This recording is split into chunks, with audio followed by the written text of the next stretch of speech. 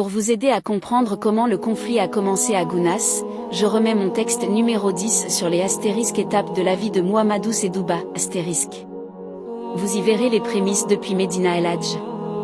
Jour 10, fin du Dakar. De la fronde à Médina El Hadj à la création de Médina Gounas, la matérialisation de la volonté divine. 40 jours après le décès d'El Hadji Seydi Ali, et comme il l'avait prédit, une crise de succession émergea au sein du Dantal. Des dignitaires, frustrés par la désignation de Thierno Mouhamadou Sedou comme successeur, exprimèrent leur mécontentement.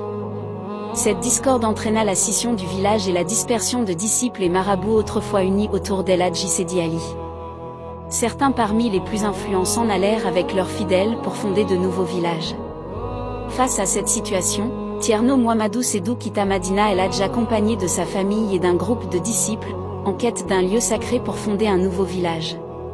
Ses opposants, cependant, le diffamèrent auprès de l'administration locale, qui lui imposa une résidence surveillée de 8 mois à Kolda. Pendant cette période, Thierno Mouhamadou Sedou fit parvenir une lettre à Thierno Ahmad Baro, dans laquelle il exprimait son désir de rester dans la région de Kolda et sollicitait l'intercession de Serigne Ababakar Sy auprès des autorités sénégalaises. Après avoir pris connaissance de la lettre, Serigne Ababakar Sy assura que la volonté divine était que Thierno Mouhamadou Sedou demeure à Kolda et qu'aucune intervention humaine n'était nécessaire pour cela. Rassuré par ces mots, Thierno Mouhamadou Sedou reçut une proposition de Yero Djenaba, un chef local que lui avait présenté Thierno Seydi Ali Thiam, qui l'invita à s'établir dans le canton de Kantora. Après la fin de sa résidence surveillée, Thierno et quelques disciples prirent la route pour Kantora. À Niamanari, Yero Djenaba accueillit Thierno Mouhamadou Sedou et ses compagnons avec hospitalité et leur proposa de s'installer dans sa province, offrant même ses services en tant que disciple. Touché par l'engagement sincère de Yero Djenaba, Thierno accepta l'invitation. Un guide fut alors mis à leur disposition pour choisir un lieu approprié pour le nouveau village.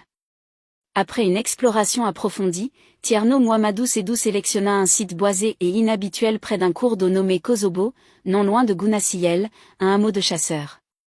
Avec l'autorisation de Yero Djenaba, ils commencèrent à défricher le terrain. Le 27 février 1936, à 200 km de Médina Seydi Ali, Thierno Mouhamadou Sedouba et ses compagnons fondèrent Médina Al-Mounawar, plus tard renommée Médina Gounas en référence au hameau voisin. Thierno fut le premier à abattre une branche d'arbre, signalant ainsi le début des travaux sous les acclamations de Allahu Akbar. Ils accomplirent ensemble la première prière dans ce lieu sacré. Peu après leur installation, ils reçurent la nouvelle de la naissance de Thierno Amadou Tidiane, l'actuel calife. Malgré les défis de leur nouvel environnement, tels que l'hostilité du chef de canton de Téminto, les attaques de brigands, et les perturbations d'esprits malveillants, sans oublier la présence d'animaux sauvages, la communauté de Thierno Mouhamadou Sedou persévéra en restant forte et déterminée. Ainsi, dans les conditions les plus rudes, Médina Gounas prit racine, fleurissant en un havre de spiritualité et de communauté. Fin du texte.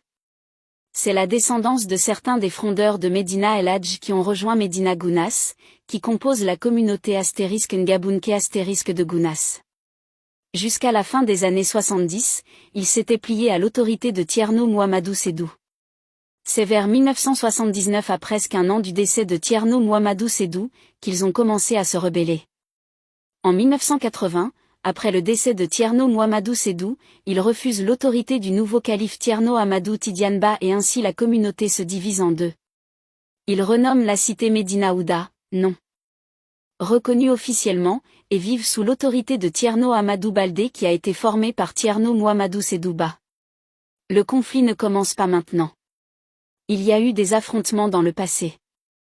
Il faut noter qu'il y a eu accalmie depuis presque 15 ans. La gendarmerie dans les 15 dernières années a bien géré la situation avec une bonne présence et un bon escorte les jours d'événements. Cette année, il y a eu relâchement avec juste 2 voitures avec quelques éléments.